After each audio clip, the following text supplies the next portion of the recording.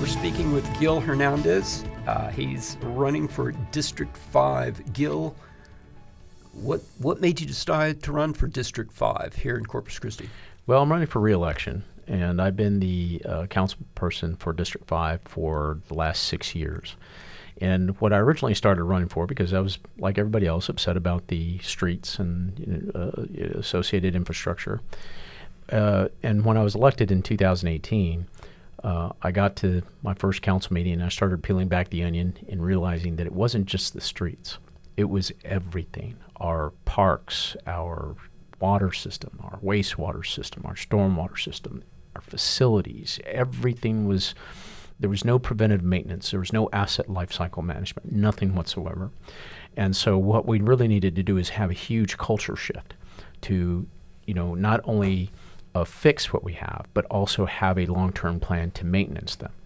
So I was instrumental in making sure that we use the programs in place to where we have these preventive maintenance programs where the work orders are automatically generated through a system called Maximo. It's a IBM program that, if you program it correctly or put all the information in it, it'll automatically generate them so you know what you need to do on an annual basis or a monthly basis. So just trying to get us to a position to where we can take care of what we had and fix it. It's been a long journey. And, if you drive around anywhere, you're going to come across construction, right? So that was the reason why I really started running, because in order to bring that expertise that I had, and that came actually from being a naval officer. I drove ships for a living. And you had to take care of your equipment because you needed it when things got bad. So there's very specific things around preventive maintenance that you needed to do. And so I brought that expertise with me to the city and really made some huge improvements. Well, are there any issues? Well, we still have those issues. Well, right. You can't fix 30 years of neglect in 5 years, right? True. So, and plus, there's not enough money to do it all at the same time, nor capacity for construction companies and city crews to be able to do it all. So you have to have that plan. So right now, we instituted a 5-year plan to repair residential streets. It's called the Rapid Repavement Program. Yes, sir. Or Rapid Pavement Program. Okay. As a matter of fact, you can go to our city's website, cctexas.com/RPP, and it'll give you an interactive map to show you what the plan is for the next 5 years for all our streets. And you can also even look at it in a spreadsheet format to where you can see which streets are on there. Now, if your street is not on there, the best thing to do is to contact your city council person or councilman, councilwoman, to identify it and then say, hey, this is the reason why. And like for me, anytime somebody reaches out to me like that, I'll go and actually visit the street. And so I sometimes prioritize some streets with our streets department to address it and put them on the list. So it's important to be involved. Absolutely. Absolutely. Well, I guess my next question was going to maybe look at issues in addition to the street, although the street's sort of if you go anywhere in Corpus, or I've noticed, there's potholes, we need to do something. Right. Okay.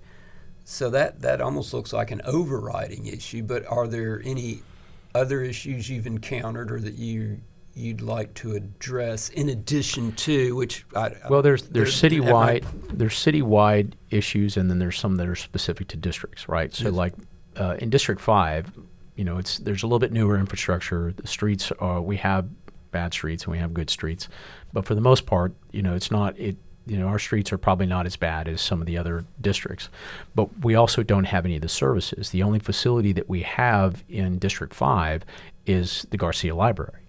There are no other facilities. There's no recreation centers. There's no senior centers. There's no place for, that are associated with that you have in some other districts. So what I'm looking at is what services can we bring? One of them was the new Bill Witt swimming pool, which is the first pool we built in like 35 years. And so there's, trying to bring those services that the city provides or includes for its citizens to also the citizens of District 5. So we're actually adding a police substation for District 5, which we didn't have. There's a police substation in Flower Bluff, for an example. So just having some of those services that are district specific, especially in my district, that we don't have that the other parts of the city have. And then citywide, obviously you have the streets as a general overview, which is a primary thing. And then also we have water issues, which is also citywide and actually region-wide, because we provide water to our region, not just ourselves.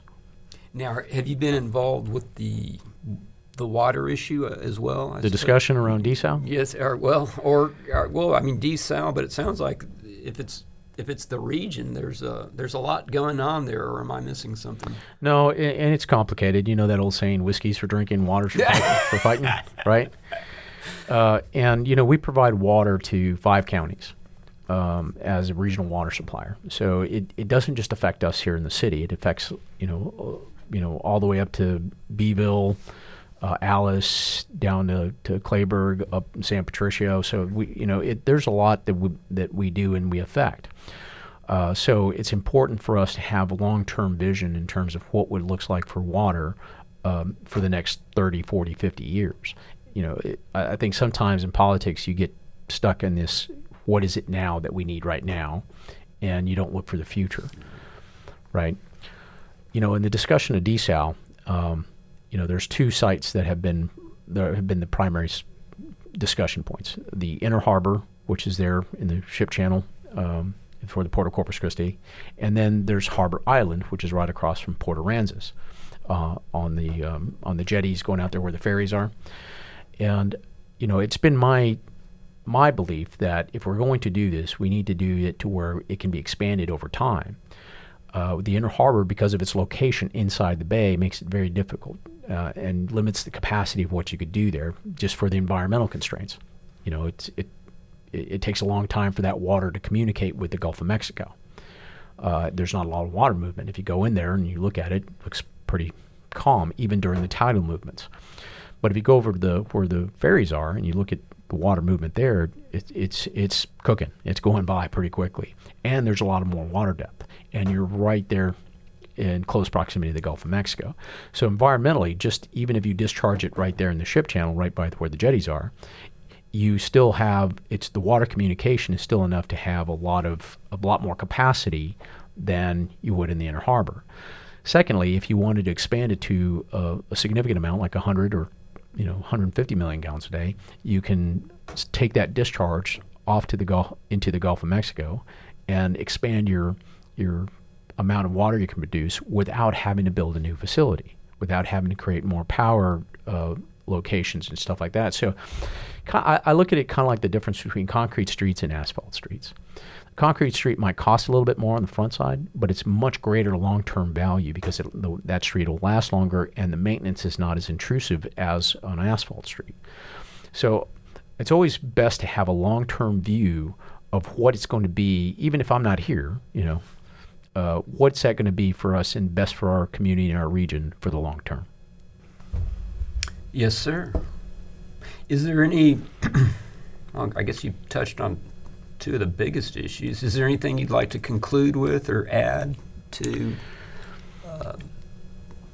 an already great message? Well, I always looked at this as trying to do my best for the community. I remember somebody had asked me, why are you asking more difficult questions than TCQ would ask about this desal thing? And I said, well, because I live here. My friends and family are here. My kids are here. This is my home.